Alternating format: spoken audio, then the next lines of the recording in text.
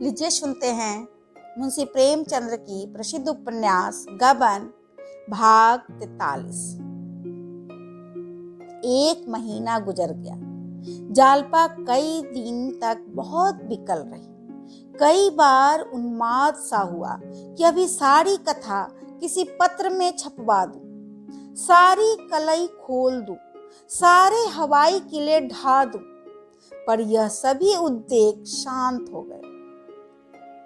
आत्मा की गहराइयों में छिपी हुई कोई शक्ति उसकी जबान बंद कर देती थी। रमा को उसने हृदय से निकाल दिया था। उसके प्रति अब उसे क्रोध न था, द्वेष न था, दया भी न थी, केवल उदासीनता थी। उसके मर जाने की सूचना पाकर भी शायद वह न रोती। हाँ, इसे ईश्वरीय विधान की एक लीला, माया का एक निर्मम हास्य, एक क्रूर क्रीड़ा समझकर थोड़ी देर के लिए वह दुखी हो जाती।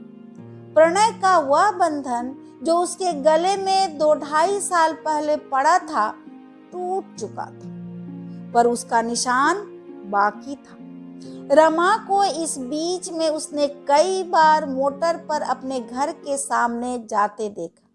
उसकी आंखें किसी को खोजती हुई मालूम होती थी। उन आंखों में कुछ लज्जा थी, कुछ क्षमा याचना, पर जालपा ने कभी उसकी तरफ आंखें न उठाई। वह शायद इस वक्त आकर उसके पैरों पर पड़ता तो भी वह उसकी ओर न ताकती। रमा की इस घृणित कायरता और महान स्वार्थपरता ने जालपा के हृदय को मानो चीर डाला था। फिर भी उस प्रणय बंधन का निशान अभी बना हुआ था। रमा की वह प्रेम विहल मूर्ति जिसे देखकर एक दिन वह गदगद हो जाती थी, कभी कभी उसके हृदय में छाए हुए अंधेरे में क्षीण, मलिन, निरानंद ज्योत्सना की भांति प्रवेश करती और एक क्षण के लिए वह स्मृतियां विलाप कर उठती। फिर उसी अंधकार और नीरवता का पर्दा पड़ जाता। उसके लिए भविष्य की मृदु स्मृतियां न थी, केवल कठोर नीरस वर्तमान विकराल रूप में खड़ा घूर रहा था। वह जालपा जो अपने घर बात बात पर मान करती थी, अब सेवा, त्याग और सहीनता की मूर्ति थी। जग्गो मना करती थी, पर वह मुंह अंधेरे सारे घर में झाड़ू लगा आती, चौका बर्तन कर डालती, आटा गूंद कर रख देती, चूल्हा जला देती। तब बुढ़िया का काम केवल रोटी सेकना था।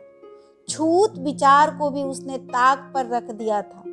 बुढ़िया उसे ठेल ठाल कर रसोई में ले जाती और कुछ न कुछ खिला देती।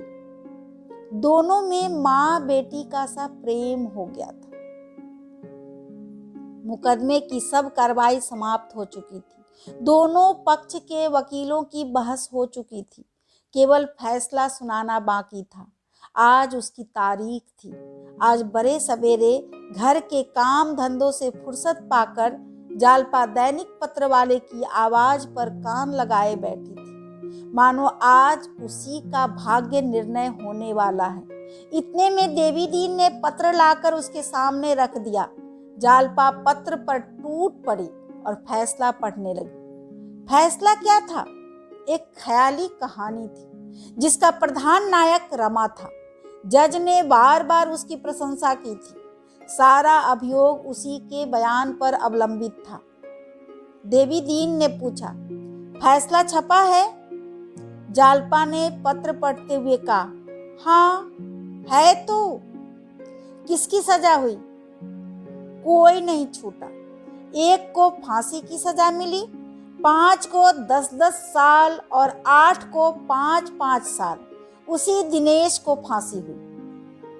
यह कहकर उसने समाचार पत्र रख दिया और एक लंबी सांस लेकर बोली, इन बेचारों के बाल बच्चों का ना जाने क्या हाल होगा। देवी दीन ने तत्परता से कहा, तुमने जिस दिन मुझसे कहा था उसी दिन से मैं इन बातों का पता लगा रहा हूँ। 8 आदमियों का तो अभी तक ब्याह ही नहीं हुआ और उनके घर वाले मजे में हैं। किसी बात की तकलीफ नहीं है। 5 आदमियों का विवाह तो हो गया है, पर घर के खुश हैं। घर किसी के घर रोजगार होता है, कोई जमींदार है, किसी के बाप चचा नौकर हैं। मैंने कई आदमियों से पूछा, यहाँ कुछ चंदा भी किया गया है? अगर उनके घर वाले लेना चाहे तो दे दिया जाएगा। खाली दिनेश तबाह है। 2 छोटे छोटे बच्चे हैं, बुढ़िया, माँ और औरत। यहाँ किसी स्कूल में मास्टर था, एक मकान किराए पर लेकर रहता था, उसकी खराबी है। जालपा ने पूछा, उसके घर का पता लगा सकते हो? हाँ, उसका पता कौन मुश्किल है। जालपा ने याचना भाव से कहा, तो कब चलोगे? मैं भी तुम्हारे साथ चलूंगी, अभी 2 वक्त है, चलो जरा देखे।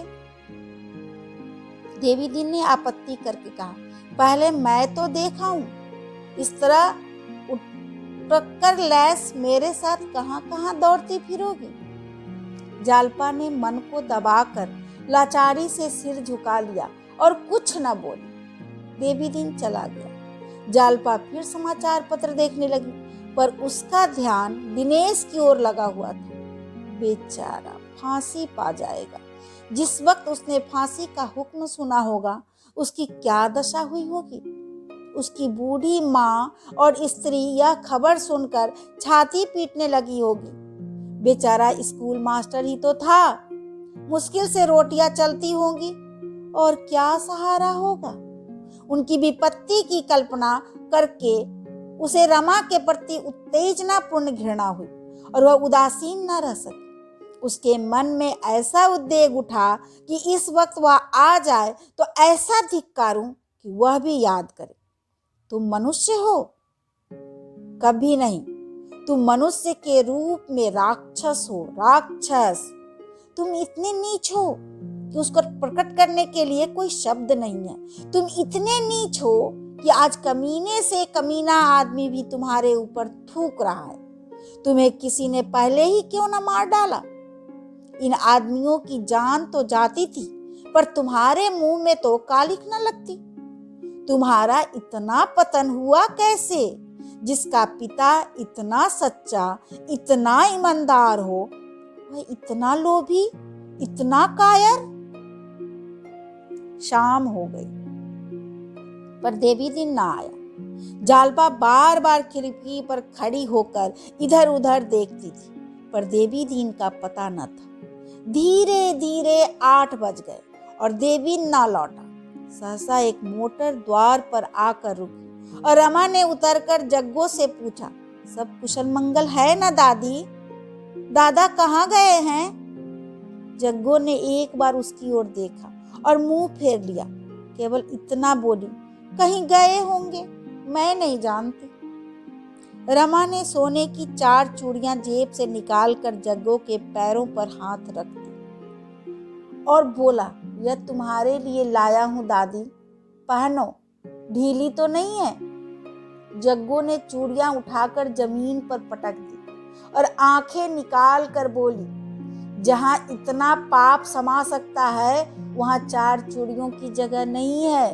भगवान की दया से बहुत चूड़ियां पहन चुकी और अब भी 1.5 सेर सोना पड़ा होगा, लेकिन जो खाया पहना अपनी मेहनत की कमाई से, किसी का गला नहीं दबाया, पाप की गठरी सिर पर नहीं लादी, नियत नहीं बिगाड़ी। उस कोख में आग लगे जिसने तुम जैसे कपूत को जन्म दिया। यह पाप की कमाई लेकर तुम बहू को देने आए होंगे। समझते होंगे तुम्हारे रुपयों की थैली देखकर वह लट्टू हो जाएगी।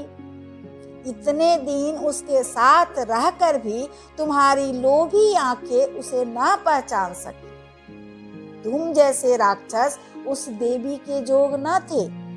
अगर अपनी कुशल चाहते हो तो इन्हीं पैरों जहां से आए हो वहीं लौट जाओ। उसके सामने जाकर क्यों अपनी पानी उतरवाओगे? तुम आज पुलिस के हाथों जख्मी होकर मार खाकर आए होते तो तुम सजा हो गई होती। तुम जेल में डाल दिए गए होते तो बहू तुम्हारी पूजा करती, तुम्हारे चरण धो धो कर पीती।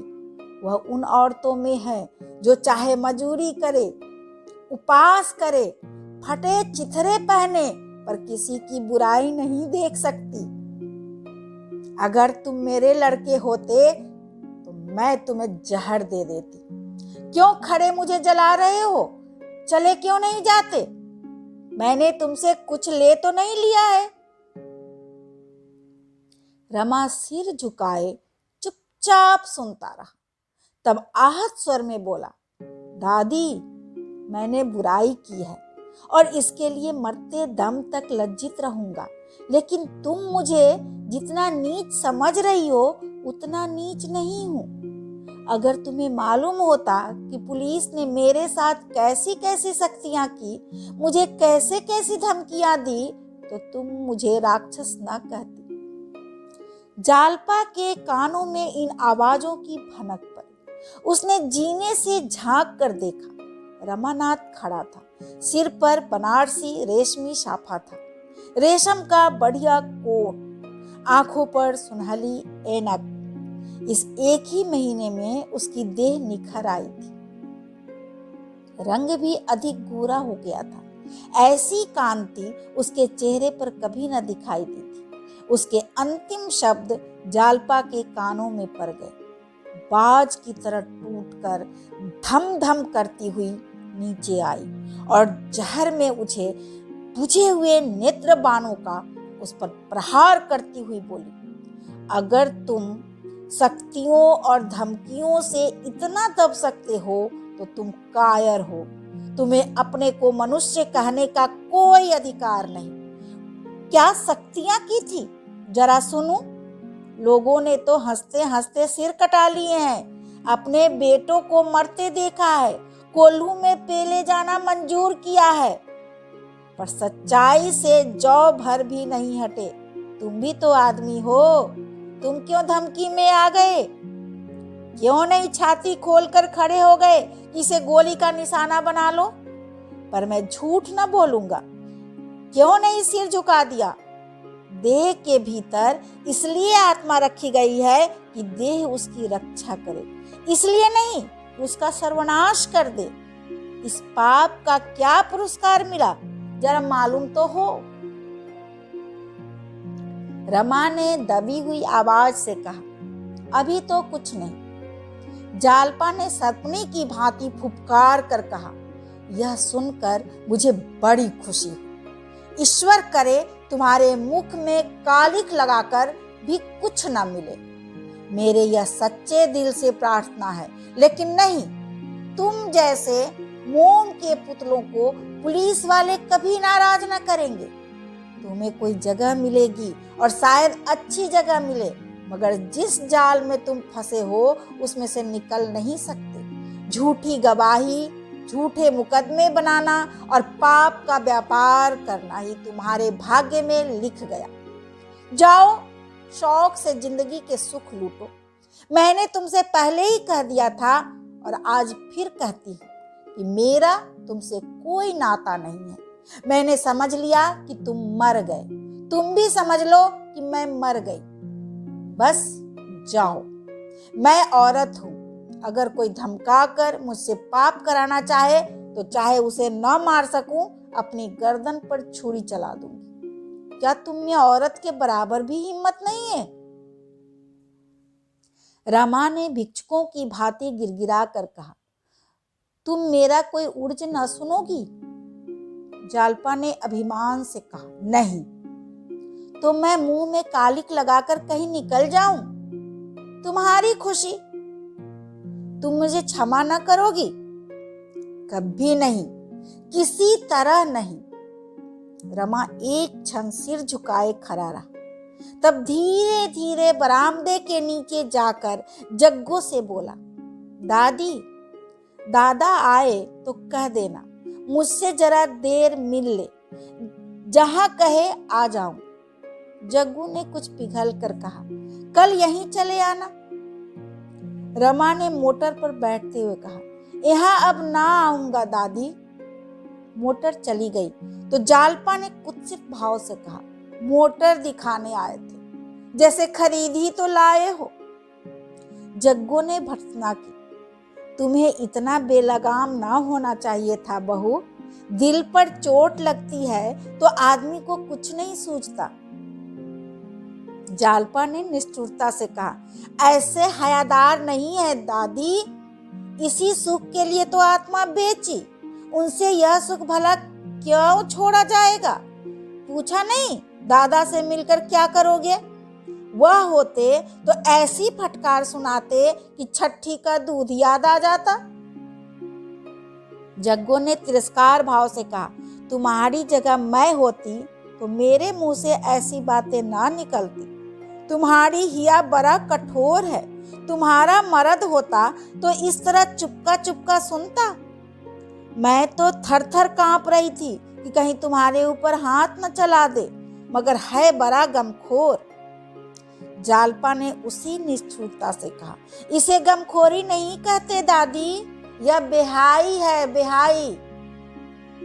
देवी दीन ने आकर कहा, क्या यहाँ भैया आए थे? मुझे मोटर पर रास्ते में दिखाई दिए थे। जग्गू ने कहा, हाँ आए थे, कह गए हैं दादा मुझसे जरा मिल ले। देवी दीन ने उदासीन होकर कहा, मिल लूंगा। यहाँ कोई बातचीत हुई? जग्गू ने पछताते हुए कहा, बातचीत क्या हुई? पहले मैंने पूजा की, मैं चुप हुई तो बहू ने अच्छी तरह फूल माला चढ़ाई। जालपा ने सिर नीचा करके कहा, आदमी जैसा करेगा वैसा भोगेगा। जग्गू, अपना ही समझकर तो मिलने आए थे। जालपा, कोई बुलाने तो न गया था? कुछ दिनेश का पता चला दादा? देवी दीन, हाँ सब कुछ पूछ आया। हावरे में घर है, पता ठिकाना सब मालूम हो गया। जालपा ने डरते डरते कहा, इस वक्त चलोगे या कल किसी वक्त?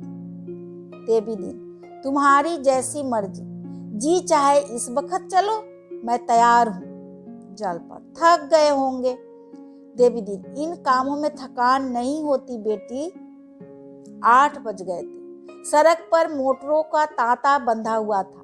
सड़क की दोनों पटरियों पर हजारों स्त्री पुरुष बने ठने हंसने बोलने चले आते थे। जालपा ने सोचा, दुनिया कैसी अपने राग रंग में मस्त है। जिसके लिए मरना हो वह मरे, वह अपनी टेब ना छोड़ेगी। हर एक अपना छोटा सा मिट्टी का घरौंदा बनाए बैठा है। देश बह जाए उसे परवाह नहीं, उसका घरौंदा बच जाए, उसके स्वार्थ में बाधा न पड़े। उसका भोला भाला हृदय बाजार को बंद देखकर खुश होता। सभी आदमी शोक से सिर झुकाए त्योड़ियां बदले उन्मत्त से नजर आते। सभी के चेहरे भीतर की जलन से लाल होते। वह ना जानती थी कि इस जनसागर में ऐसी छोटी छोटी कंकड़ियों के गिरने से एक हलकोरा भी नहीं उठता, आवाज तक नहीं आती। अभी आप सुन रहे थे मुंशी प्रेमचंद्र की प्रसिद्ध उपन्यास गबन भाग 43। धन्यवाद।